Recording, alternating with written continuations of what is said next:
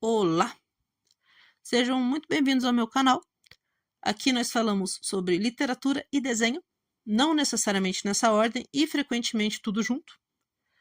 No vídeo anterior, eu comentei sobre a história do personagem Ryzen e eu fiz ao mesmo tempo uma caricatura dele no estilo kawaii. Hoje eu vou falar sobre o personagem Tamlin, que é do mesmo universo, também de Akotar, e eu vou desenhar esse personagem, mas em um estilo bem diferente. Eu ainda não tenho muita prática com o desenho mais realista direto no computador.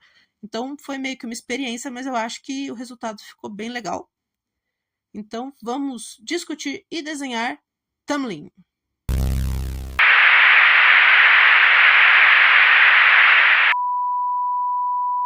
Para quem chegou até aqui, lembre-se que o vídeo vai conter spoilers de toda a saga Akotar. E, aliás, eu pesquisei para ver se existe um nome dado pelos fãs à série e eu encontrei Saga das Cortes e série Prythian. E eu acho que nenhuma delas é muito boa para descrever a série. Akotar eu acho que é mais mnemônico mesmo, então eu vou continuar chamando de série Akotar ou Saga Akotar. O vídeo do Tamlin ele vai ser maior do que o do Ryzen, principalmente porque o desenho do Tamlin foi muito mais demorado do que o do Ryzen. O processo de desenho e de gravação ficou bem grande, mesmo acelerando o vídeo. Mas eu acredito que isso não vai ser um problema, porque a gente tem bastante coisa para falar do Tamlin, especialmente do livro 1, porque ele foi o personagem principal do livro 1 ali junto com a Feyre, e eles meio que deram a base para essa história, né? O pontapé inicial para a história de Akotar. Então tem bastante conteúdo para falar deles ali. No livro 1, Corte de Espinhos e Rosas, o Tamlin é apresentado como o grão-senhor da corte primaveril, que é uma das 7 cortes feéricas de Prythian. Ele vive num lugar lindo, numa propriedade maravilhosa, cercada por florestas, campos, cheio de natureza. Dá para ver muito essa ligação dele com a natureza. Quando a Amaranta dominou o continente, ela queria que o Tamlin fosse amante dela. Só que o Tamlin se negou. E nisso, ela amaldiçoou ele e a corte dele. A maldição era que eles teriam que usar máscaras coladas no rosto, pelo menos pelos próximos 50 anos. Essas máscaras não podiam ser tiradas. E ela pôs um desafio para o Tamlin. Se, nesse período de 50 anos, ele encontrasse uma humana que se apaixonasse por ele, verdadeiramente se apaixonasse por ele, eles poderiam retirar essas máscaras e a corte dele seria livre. Mas só que ela dificultou bastante a vida do Tamlin nessa aposta. Não só porque a pessoa não vai poder ver o rosto dele, porque ele vai estar mascarado, mas a pessoa a se apaixonar por ele tinha que ser uma humana que detestasse feéricos, a ponto de matar um feérico. E mesmo assim, mesmo detestando feéricos a esse nível, ela se apaixonaria pelo Tamlin e diria abertamente e voluntariamente que o ama. E foi nessa condição que ele encontrou a Feyre Archeron, que era uma humana, e ela estava caçando na floresta para alimentar a família dela. Ela visualizou um lobo gigante e acertou uma flecha de freixo nele. A Feyre, ela levou esse lobo para alimentar a família, vendeu a pele e tudo, mas o que acontece é que ele era, na verdade, um feérico transformado que foi enviado pelo Tamlin, que de tempos em tempos ele mandava emissários ao mundo humano nessa esperança de que eles fossem sacrificados mesmo, que uma humana matasse eles e ele pudesse vir levar essa humana para tentar conquistar ela na corte primaveril. Quando a Feyre mordeu essa isca, ela matou o feérico que ele enviou, o Tamlin apareceu na casa dela. O primeiro contato que a gente tem com ele, a primeira vez que a gente vê o Tamlin, ele está numa forma bestial, uma forma que ele se transformava lá, e ele entra na casa dela e ele fala que, de acordo com o tratado que foi fechado entre os povos humano e feérico no passado, se um humano mata um feérico, ele tem que ou morrer também, ou ele tem que morar no mundo feérico. É uma mentira. Mas ele fala isso porque ele quer levar ela para poder tentar conquistar ela. A Feyre resolve que ir para o mundo feérico é melhor do que morrer, vai para lá. E ali começa essa tentativa do Tamlin de conquistar ela. No início, o Tamlin é mais reservado. Dá a impressão que ele não sabe muito bem como lidar com a Feyre, mas ele é gentil, ele é protetor, e ele vai mostrando o mundo férico para ela aos poucos, falando um pouco sobre as criaturas que existem. Enfim, ele vai explicando aquele novo mundo para ela. E devagar eles se apaixonam. É um slow burn bem característico aí. E eu, particularmente, fiquei encantada com o casal. Eu acho que a maioria das leitoras fica, porque é uma coisa bem conto de fadas mesmo. Esse livro, esse primeiro, né, em específico, ele é uma releitura da Bela e a Fera. A gente tem a Fera que encarcerou a Bela, isso é uma coisa um pouquinho abusiva, mas a gente passa um pano pro conto de fadas, e eles devagar se apaixonam. O Tamlin, ele não podia contar para Feyre sobre a maldição e as cláusulas que ela tinha. Ela não podia saber a respeito. Ela teria que dizer que ama ele voluntariamente, sem ser forçada a isso e sem ter a intenção aberta de quebrar essa maldição. E é claro que, para que a história ande, isso não acontece antes do fim do prazo que eles tinham. Ele então manda ela para o mundo humano para proteger ela, para ela ficar com a família novamente, e ele e a corte dele inteira vão para sob a montanha, que são os domínios da Amaranta, onde já estão também os outros grãos senhores de Prythian e as cortes deles. A Feyre, é claro, ela volta atrás do Tamlin e ela é capturada. Quando ela é capturada, é levada diante da Amaranta, acontece o primeiro momento que eu fico com o pé atrás com o Tamlin. Eu não fiquei com o pé atrás quando ele sequestrou a menina, tudo, mas agora eu fico com o pé atrás, porque a Amaranta, ela humilha a Feyre, ela maltrata, machuca, tudo na frente do Tamlin. E o Tamlin o tempo todo fica sentado ali, encarando, olhando e calado. O argumento dele depois é que a Amaranta falou que ele vai ficar do lado dela até que ele aceite ser o amante dela, e ele não vai aceitar, não pretende aceitar, então ele não diz nada. Nada também que possa fazer com que ela tenha mais armas sobre ele.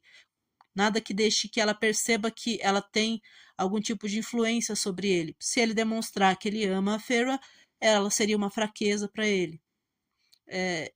Como ele fica ali estático nessa situação em que ela está sofrendo, ele fica tão passivo, eu, eu acho que é o primeiro momento que dá um rancinho dele. Mas a gente continua seguindo, a história desenrola e no final eles ficam juntos no final desse livro. A Feyre, ela é transformada em férica também, e eles voltam para a corte primaveril depois que a maldição é quebrada e a Amaranta é derrotada. Nesse momento, a gente tem aquela ideia do felizes para sempre, né? O final feliz. Mas eu acho interessante nisso, né, que o segundo livro, ele vai vir como essa pergunta do que vem depois do felizes para sempre. Isso é bem legal. No livro 2, que é A Corte de Névoa e Fúria, o relacionamento deles, da Feyre e do Tamlin, ele é mostrado meio abalado já. A Feyre, ela tá com muitos traumas que ela trouxe do período em que ela passou sob a montanha. Ela passou por coisas horríveis ali, ela foi torturada, ela passou por provas desumanas, ela ficou presa numa cadeia, numa jaula lá. Então, tudo isso traumatizou ela e ela tem ansiedade, pesadelos, um sentimento de culpa por conta de ter matado alguém. Ela fica se torturando com aquilo e o Tamlin não parece notar esse problema interior que ela está passando. Não, ele se preocupa muito com a segurança física dela, mas ele se preocupa exageradamente. Ele realmente prende ela, ele se torna uma pessoa super protetora no sentido de sufocar mesmo ela e tirar toda a liberdade. Ele não quer que ela vá para nenhum lugar desacompanhada. Ele quer também que ela comece a seguir as tradições da corte dele, porque ela vai ser a Grão-Senhora não, perdão, não existe Grão-Senhora. Ela vai ser a esposa do Grão-Senhor, então ela tem que se comportar de uma forma determinada. Também tem a presença ali da Yante, que é uma sacerdotisa, que também, nossa, dá um ranço dela depois enorme também, mas ela meio que domina a casa e as decisões como se ela fosse a senhora da casa. E a Feyre vai aceitando, ela meio que se submete aos dois, ao Tamlin e a Yante. Mas ela tá sofrendo. E no fundo ela vai sentindo que aquilo não é o que ela quer para a vida inteira dela. Quando chega o casamento da Feyre e do Tamlin, o Rysam impede o casamento, ele chega para cobrar o acordo que a Feyre fez com ele de passar uma semana do mês com ele, uma semana de cada mês, né, com ele, e leva ela. E o casamento não acontece.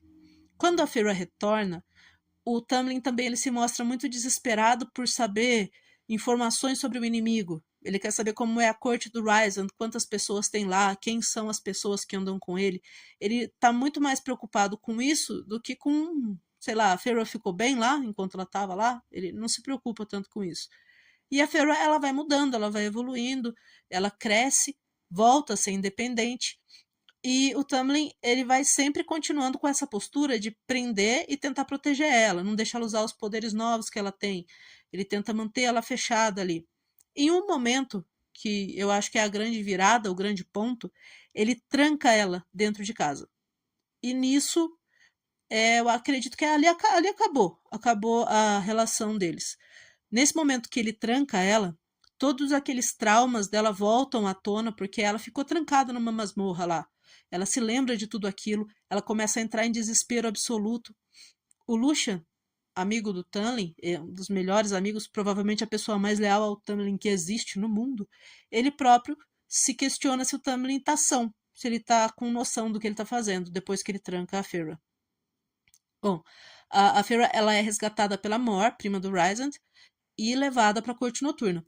E o Tamlin se convence, ele escolhe se convencer que ela foi sequestrada. Não que ela abandonou ele porque ela quis, mas que ela foi levada à força. No livro 2 inteiro, né, no restante do livro 2, o foco é mais no Rysand e na Feyre, a relação deles e tal. Então, o Tamlin ele acaba ficando meio de lado, ele é citado como a gente sabe que ele está procurando a Feyre.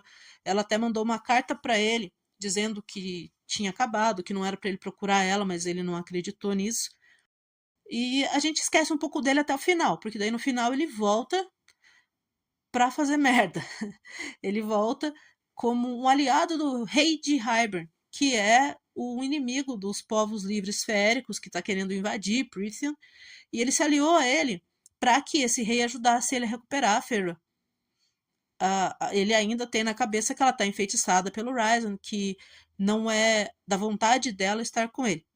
A Feyre ela acaba entrando no jogo do Tamlin, finge que estava assim enfeitiçada e que esse feitiço foi quebrado, e volta com ele para a corte primaveril. E aí a gente tem o final do livro 2. Mas a Feyre ela não volta para a corte primaveril com a intenção de ser novamente a esposa, a futura esposa dele ali. Ela volta querendo vingança. Ela quer destruir a corte primaveril de dentro para fora. No livro 3, Corte de Asas e Ruína, a ruína é da corte primaveril. O Tamlin ele é mostrado no ponto mais controverso da vida dele ali. Ele se uniu ao rei de Hybern no final do livro 2, então agora ele tem que honrar essa união que eles têm, e ele permite que os aliados do rei de Hybern entrem na propriedade dele para, através ali da corte primaveril, acessarem a muralha que separa o mundo mortal do mundo feérico. E eles querem derrubar essa muralha para acabar com a proteção que os humanos têm ali. E enquanto ele está preocupado com essas coisas, a Feyre está jogando contra ele o tempo inteiro.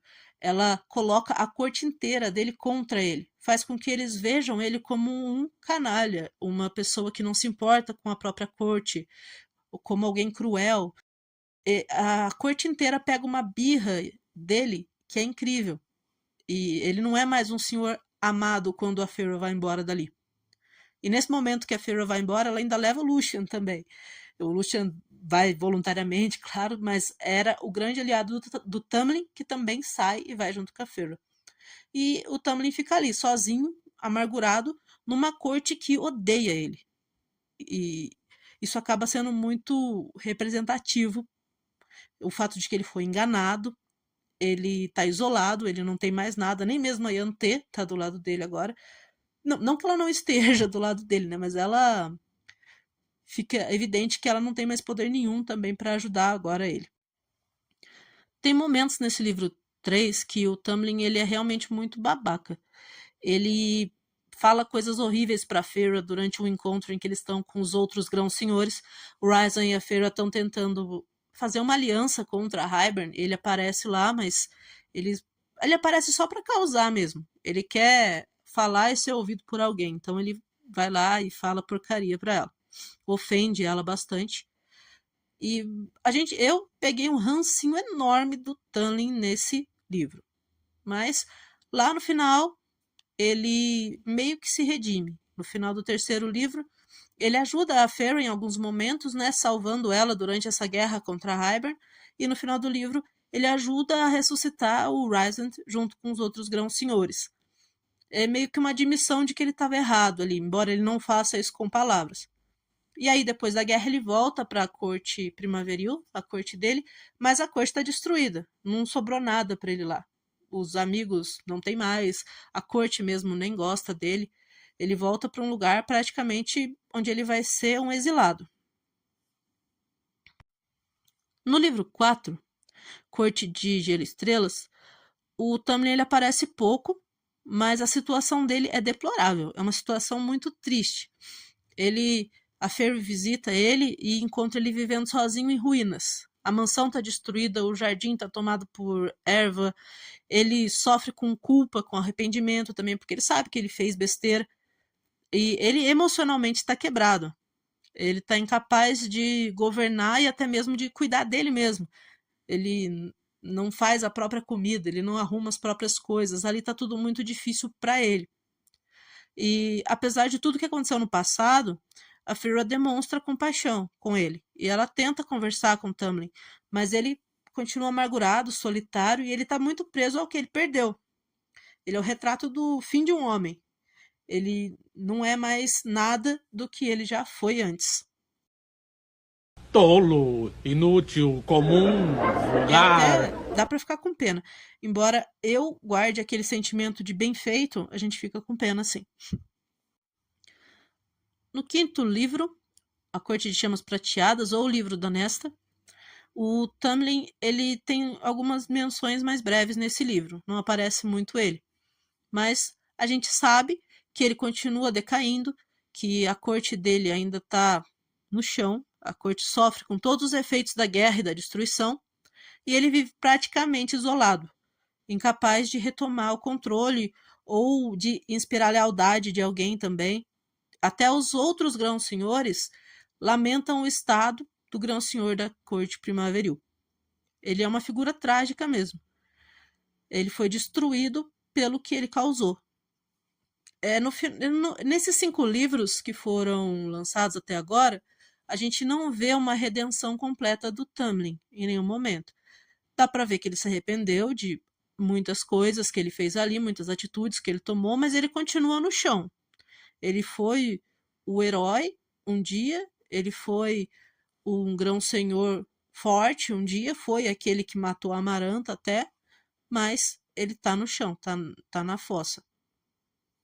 Fazendo um resumão, então, do que aconteceu nessa jornada toda do Tamlin. A gente tem que, no livro 1, ele era o mocinho, inclusive era o principal, era mais romântico, apaixonado, e ele se mostrava mais gentil, protetor, mesmo que ele carregasse uma maldição. No livro 2, já com a maldição quebrada, ele vira um anti-herói. Ele fica controlador, possessivo, traumatizado com o fato de não ter protegido a Feyre, e tudo isso acaba moldando a personalidade dele de um jeito muito nocivo. No livro 3, ele já virou um vilão trágico mesmo. Ele foi manipulado e ele vai meio que pro lado do mal. A gente fica na dúvida em várias partes no livro 3 se o Tamlin tá ou não tá realmente do lado do rei de Hybern. Mas no final ele busca a redenção, tenta ajudar o Rysand e tal. No livro 4, ele é quase um exilado, ele é uma sombra do que ele foi, atormentado pela culpa, pela solidão, pelo arrependimento. E no livro 5, ele está derrotado e melancólico. Ele segue mais ou menos igual ao livro 4, mais pior. O Tamlin, ele tem uma característica que eu acredito que é uma marca da Sarah J. Maas em alguns personagens. Ela fez coisa parecida com um personagem em Trono de Vidro. Apresenta ele pra gente como um personagem altamente gostável, alguém que dá pra gente simpatizar mesmo, um herói. E aí nos livros seguintes ela destrói a imagem dessa pessoa pra gente. E a gente passa a ter um ranço. Mas se a gente for seguir o padrão que a Sarah seguiu, né, com esse outro personagem lá em Trono de Vidro, a gente pode esperar talvez que ele apareça novamente, ressurgindo dessa fossa em que ele estava, e como alguém que dê para simpatizar de novo. Dá para esperar, eu acredito, uma redenção maior do Tamlin e um outro final, talvez mais feliz para ele também. As minhas impressões sobre ele foram flutuando bastante ao longo dos livros, e, e eu acho que até hoje em dia eu não me surpreenderia se a gente tivesse um livro do Tamlin mais para frente, porque é muito o tipo de coisa que a Sarah faria. Ela é o estilo dela fazer. Bom, eu espero que vocês tenham gostado do nosso vídeo de hoje. O Tamlin aqui foi mais trabalhoso de desenhar, bem mais longo também, mas tomara que vocês tenham gostado de desenhar e discutir o Tamlin. Se vocês tiverem tempinho, me sigam no Instagram, por favor, @paulagram. E até o próximo vídeo com mais um desenho.